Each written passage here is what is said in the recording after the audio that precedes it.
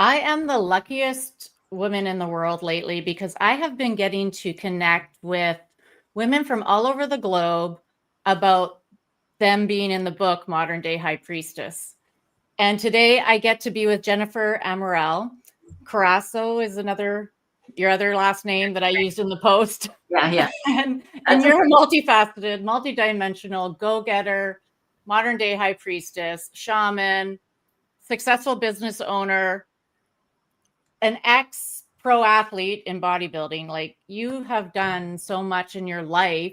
You're still very young and you're doing so much more. Like, you really inspire me because you have a lot of projects on the go, including this project, and you are they're happening. They're happening.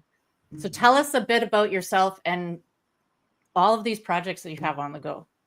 Yeah, I'm a big creator, and for me, I just love to be in it and create. And when I do it and I put my mind to something, I see it full force to the end. And then it's kind of like, okay, I created that, I did that. Let's move on to the next. And that has been me in a nutshell, like my whole existence. So yeah, it's every aspect. Like, I own skincare companies for 24 years. I did that. I started with that when I was 24, and then did that for quite some time, the bulk of my life. And it was like, okay, I've done this. Mm-hmm. And I want to move on. And so it's like, then I, moved on. And while I was doing that, I was actually competing as a professional athlete. And, and raising a son and, all the things that come with it when you're that age. And, I went into business consulting as well after that, as well as deepening my, shaman work. Mm-hmm. And traveled helping companies build the blueprints of their companies. So a lot of things, I don't know if you know this, but with building the skincare clinics, I actually went through 2 bankruptcies. Okay. No, I didn't know that. Learning all of the aspects of like growing the company, and then understanding, okay, this is where I need to focus more on. And so it was like, it really expanded my business sense of it all, and the marketing pieces, and, even talking on stages and doing stuff like that, it helped to build those faucets for me to understand and help others build. And then when I went into the business consulting, and shamanistic work, I realized that it's not the business or the people in the business that isn't going to allow the business to fulfill and expand. It's actually the owners of the company.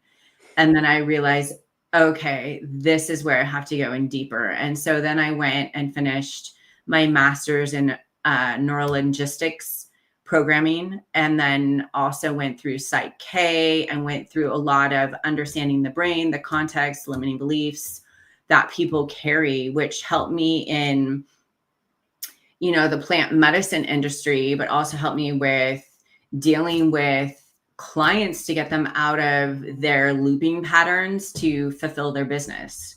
Yeah. And that's really where the studio came into practice, was that was my love then, because it was like, okay, now I get to actually help people, not just their business, but help them, intellectually understand the patterns and what they're doing in their life. Yeah. And you, you opened this studio, like when you joined Modern Day High Priestess in January, I think. Yeah. You came on and helped me move some energy to get, enrollments going. And I so appreciate your help there. It really sparked something. And it's interesting how this is about this book too. And the women in the book is how we can like support each other just energetically. It's just like, okay, another strong woman. Okay. It really like fortifies my strength being around other strong people. powerful people. I've always said that you want to hang around more powerful people. Yeah. And you were still in like the building process of the studio and still like getting it ready to open. And that was exciting. Like, tell us a bit about the studio and like, what is the essence of the studio too? Yeah. And to go back really quick on like the energetics, right? Like building, like with us coming together for, you know, like your creation that you created. And like allowing that energetics to come in, it's, you attract what you feel. Right. And so when you can step into really being in your power, you attract exactly what needs to align with you and for you. Right. Yes. And yeah. And so with that, the creation of the studio, it was actually I'll tell a little story. I'll bunch it up, you know, compactor, but let's see. So 3 years ago, I was in a beautiful journey and Jesus came down and walked with me. And he told me that I am to create a church. And I said, you are absolutely crazy. I am not like creating a church. I am not a religion or a cult or any of that. And he said, no, it's in a different context. And I didn't really understand what he was saying, but I knew that there was something that I was going to be creating where I live. And I really couldn't put the pieces together of what was going to be created. And then I think it was maybe a couple months before I connected with you is where all of the dots started to connect for the studio. And so with the studio, long story short, is I got told exactly where the studio was going to be, what the studio was going to be doing and offering. And I didn't even know one single soul in Auburn that was going to work with me. And I signed the lease, and I signed a 3-year lease. And I'm like, okay, I'm trusting you. Whatever you tell me to do, I am trusting it. And within the 2 weeks of signing that lease, every single person showed up. Nice. So the studio is a somatic studio. Okay. So we do somatic work there. So somatic is really about retraining the nervous system, but we also do different modalities. So we do like hypnotic yoga. We do somatic yoga, somatic movement. I do ecstatic dance there once a month to get people in their body and moving. We do portal meditations, cacao ceremonies. And then on Mondays, it's called the Aligned Body class, which is not a movement class. It's actually teaching people techniques for them to be their teacher and guru, because I am not there to be somebody's guru or mentor. I'm there to teach them how to do it themselves. That's awesome. So that class is designed of like, how does our brain work? How can we function? How can we get through things? What are the tools that you can use? And so, you know, it said that the studio is going to be really important for the next 1 to 3 years for us. So I don't really know what that entails. I just know that a lot more people are going to come into their self-sovereignty. Nice. So, and you've created the space for them in the container, and you're following directions. You're just taking directions. I had a very similar Jesus experience with Mary Magdalene. I was in Peru, and it was on my birthday. Every time I go there, it's my birthday. When I go to the jungle, work with the shamans. And so it's the first ceremony night, the night of the Diada opening. And wow, was like the biggest ceremony. I had a big ceremony in the Maloka, and then I went back to the tent, my tent, and had my second ceremony where Jesus and Mary Magdalene show up, and they beamed a purple, like radiant ultraviolet light on a property.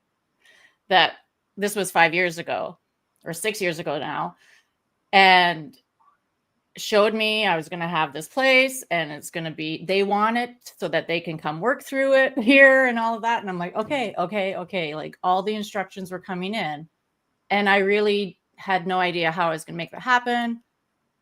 We were renting at the time, my spouse and I, because he got divorced and we hadn't rebought a place or anything.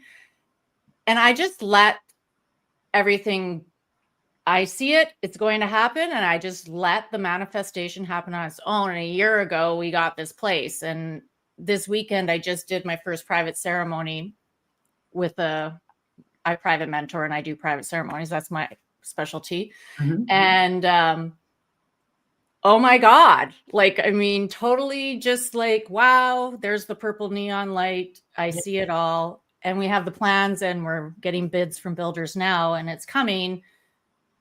I don't know all of the steps. Like I can't know every step until like the next step completes. And it's similar for this book too. Is like, I don't know every author that's going to be in this book. And I was talking to a woman yesterday about something else. And she starts telling me that her father's from a priest, like a shaman from like African tribe. And I'm like, I think I need to tell you about this book. Yeah. Like we don't know how the next step kind of aligns, but we just go with the directive flow. I say it's not like just go with the flow. It's more of a directive flow that comes through. I notice. It's true. Yeah. Mm-hmm. Yeah. You were telling a story on Facebook a while ago that interests me about your trip to Peru into the mountains areas, I think the Sacred Valley. And you were talking about getting codes or downloads or rememberings of being Atlantean priestess. And that really resonated with me. Can you tell us a bit about that story or how that happened? Yeah.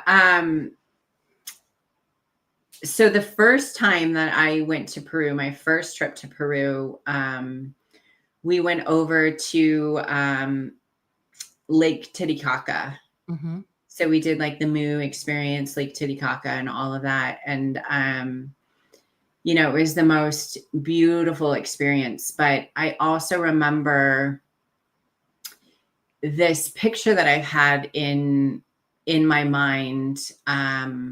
It was the fall of Atlantis, actually. And I remember being there at the time. And I remember diving into the water and everything kind of like falling into the water, almost like sinking. And I remember thinking to myself, we didn't do it this time. We didn't do it. And it was like, then going back to Peru, I'm going somewhere with this, but then going back to Peru and working, I actually worked with a different family this time. We didn't do any medicine at all. And I was getting my mesa, my chumpi mesa with them. So every day we went through either a serpent initiation or condor or whatever it was each day that we did. And it was the day that I did, it was why can I think of the Seven Sisters? Anyway, it was I can't think of the name of it, but it was the Seven Sisters. And we did a hike up there and we did an initiation around that. And that night, it was about 11 o'clock. I would go to bed about 7 o'clock by that time because it was a really long day. And then 11 o'clock, they would wake me up from about 11 to about 3 in the morning, just getting downloads. And I remember waking up speaking fluent light language, which I kind of have in the past, but it was sparse. Fluent light language. But with that, it came in also almost like, like on the top of the screen, like something goes like on a television show or a ticker tape, right? Yeah. So it would come through and I could see the light language written, but then I could also read it and understand it within my own language of what it was speaking. Right. And so it was really upgrading, my DNA. It was allowing that to come through me and to understand it. And so now, it's fluent. Nice. It was one of the most beautiful things. And so what it showed me was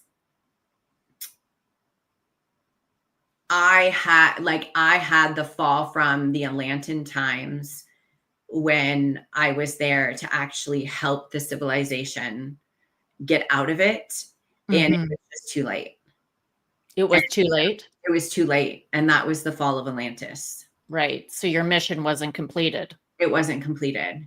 Okay. And so this now is coming back up in this lifetime. It's almost like I show up in every lifetime during this period. Well, many of us do. I shouldn't even just me. Many of us do. Many of us in this book, for sure. Yeah. And so it's really understanding now that it's a mental game, right? It's Christ consciousness, and it's stepping into how can we change the game that we're living in by our conscious reality and changing that scenario. Yeah. So it was really interesting.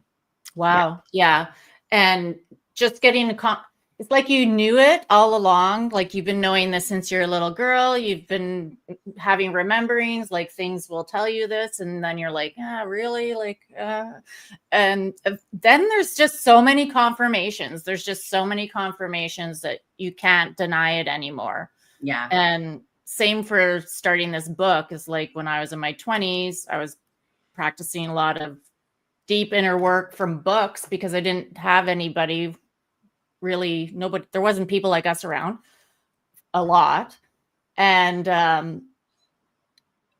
the invisible masters, they show up. That's what was teaching me. It's like, and then I'd be reading a page in a magic book. Like I studied magic first, and I would read it again, and it would be a whole nother thing. Like it would be like layers and layers inside of one page of writing. And so like if I was to read this book again, it would be a whole new level of medicine or information coming through. And really, you don't even need to read lots of books. You just need to like focus on a few of them, and they'll just keep telling you a new message. And that's kind of like you, like, okay, I come back in this lifetime, I come back in this lifetime, I come back in this lifetime, and I remember, but now I'm stronger because you're also drawing on all that wisdom from the past lives. And you didn't have to take 20 years to learn it. You could learn it in 11 to 3 a.m. download. Yep. So awesome. That's so cool. Yeah. And your chapter is going to be a little bit about that story. You're going to have some other aspects to it as well. It is. Yeah. I wrote that story, or the part of, the book, when I got back from Peru. Mm-hmm. Mm-hmm. So I'm going to revisit it and put different probably aspects in there now of myself now and the medicine that I've gotten from Peru. Yeah. But it's just a beautiful spiral, just going up of the learnings and the experiences. And, I've also learned not to really attach to any stories and take them and dissect them the way that I need to be, the best version for myself and for other people, Yeah. Yeah, we can attach to the old past stories that are not helpful.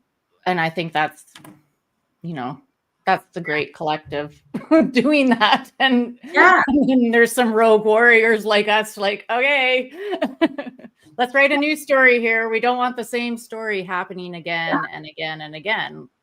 Because if we're stuck in these loops, then the collective stuck in these loops, and then the same catalytic events are stuck in those loops too. Like we don't break out of that cycle. It's like breaking the cycle, right? It is. And there's so many different ones. And we're, like right now, I say we all have our great awakening when we're ready to have our great awakening. Mm-hmm. And right now, worldwide, we're having our great awakening for the world. Yeah. Yeah. Right. So we each have our own separately, but now it's like a massive great awakening. Mm-hmm. And I think that's why there's so many healers and coaching and modalities and all of these studios and retreat spaces are coming online, is like we've been preparing because we know that we're going to be needed, and we are needed right now. It's just some people are married to the pain and frustration. Yeah, it's like and they're not ready yet. They're just not ready yet. Yeah. I always say you can be married to the pain body, or you Mm-hmm. can be married to God's source divine creation. You have a choice. Whatever choice you want to choose, that's what you need to go through. Yeah. Yeah. It's perfect. It's perfect. And so we are talking about the Modern Day High Priestess book. Jennifer and I are both authors in the book, and we have 13 other women who are also authors, and we're still enrolling authors. We want to get a really diverse collective of stories, of wisdom, of medicine. And like we were saying, is like, your story is something that is going to break the cycle. Like, it needs to be told. It's medicine that one person's going to read it and they're going to get an awareness or a confirmation or an understanding or a direction, like in the right direction. And another person is going to get something completely different from it, but the same amount of like velocity or oomph or power. And that's the beauty of 25 different stories in one book that are, this is a non-conformist type of book. Like, we're not conforming with the collective here. And to say that you're a priestess, it takes a little bit of, owning that medicine. I had to go through it for the book, but that's part of my story. Is a long time I was getting this wisdom when I was in my 20s. Do you think if I told somebody, they would, oh yeah, for sure? No, I shut my mouth because I did not want to hear the no's. Yeah. And, I hid it so that I could do the work and not get interfered with. And then, that programming I put onto myself had to be unwinded and undone as well. And it took being around a lot of women who are like-minded to help that. And I think that's one of the greatest supports, is powerful women coming together who are not threatened by each other's power. That is one of the beauties of this book, is because we all know there's so much work out there. Like, there's unlimited amounts of work. We don't need to live in scarcity consciousness anymore. And there's so many people to help. Yeah. And be open to, like, be available. Like, you have to be, and you have to be visible. And this book is one of these tools that is multifaceted, multidimensional, just like Jennifer is, just like I am, just like every author in this book is. It's serving so many purposes. It's helping us to elevate, co-create, co-collaborate, and have a code of remembering going out into the world, right? Like a new language coming through for you. Yeah. Yeah. Is there anything you want to say about the book, or like anything that, since you said yes, like why you said yes? Yeah. I don't know why, but this story keeps coming in my head. So I'm assuming that I'm supposed to talk about it. And I think a lot of women are afraid to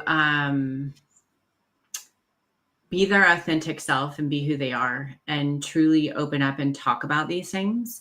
And I'm just going to give a scenario and an explanation. When I first met my husband, he would stand in front of the mirror and he would say, damn, I'm good looking, right?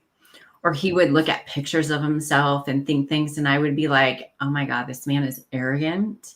He is egocentric, right? I would think these thoughts in my head. And so I started saying them to him, like, why do you do that? Like, you're not like, why do you put yourself on this pedestal and look at yourself in the mirror and do all of these things and say, and he looked at me and he goes, well, why don't you? Mm-hmm. Mm-hmm. And I went, oh, right? And being from the professional bodybuilding industry, you think that you already had that down. But you know what it is ever since a little kid, you know, we were taught that, you know, I mean, not me, I'm just going to speak from myself, is that, you know, we're not better than anybody else. We're the same as they are. So why would I put myself on a pedestal? Why would I be doing these things if I'm the same as everybody else? And the context is yeah, we're the same as everybody else, but also no, you are your own individual person. And so why don't you put yourself on a pedestal? Why aren't you writing that book? Why aren't you doing the YouTube? Why aren't you putting your face out there? Why aren't you speaking of all of these things, right? And we can go and say, oh, it's our witch wounds, or it's this or that, and put a story around whatever we want to. But really, when it comes down to it, is how are you smashing these limiting beliefs at yourself, right? Like, how can you look at something and say, I'm going to do this because I'm confident with who I am, and I'm going to create this, and I'm going to put this out there, and be confident with who you are, because it doesn't mean you're going to be that same person 10 years from now, but at least it's an ever evolving version of yourself. Yeah. You know, and I say that story for women that maybe just are afraid to put themselves out there. Mm-hmm. And this is a time that we actually all come together and work together, and stop the cycle of hiding.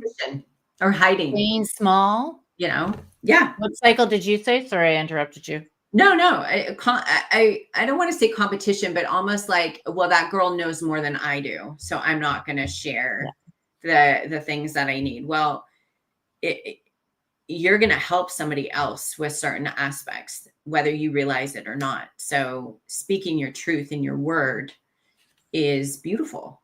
I'm constantly learning from my clients. Yep. Like absolutely. The more I teach, the more I facilitate, the more I'm a student, and the more I grow. Like, that's what I receive every day doing my work. And I help people step into their work that they want to do and stop doing the old paradigm work that is boring and frustrating. Yeah. And competitive, you know. Yeah. And the not good enough belief systems, instead of I'm totally good enough, and I'm totally good enough to claim that I'm a high priestess, because I know when I'm running a ceremony or when I'm running something, am I walking around as a high priestess all the time? No, but there are certain aspects of my life when I step into full ownership of my power and facilitate that, it turns on and all the support comes in, and there it is. And yeah, I want it 100% all the time as well, right? But when you start hanging around more people who are, and you're all doing it all the time, then it becomes pretty normal. Like, then it elevates to a normal, oh, this is normal. Yep. And the old paradigm of normal disappears. You know, whatever it is. Yeah. So we would love to inspire and invite other women to still enroll in this book with us, and reach out to either one of us and connect, and we can get you more information about joining this book. It is really a super sweet project that came out of the divine feminine guidance, and we've all been like inspiring each other and getting to know each other, and there's so much power and wisdom and collaboration going on in this project that until we get to the next step, I won't know the next step, you know? Yeah. We can dream it, but getting to build it together is really more fun than me building it alone. Yeah. Or just a few of us building alone. It's a lot more fun and adventurous. So thank you so much for coming on. Thank you for having me. You're welcome. I'm so excited to learn more about your story too. Yeah. It's it's pretty epic. Yes, it is.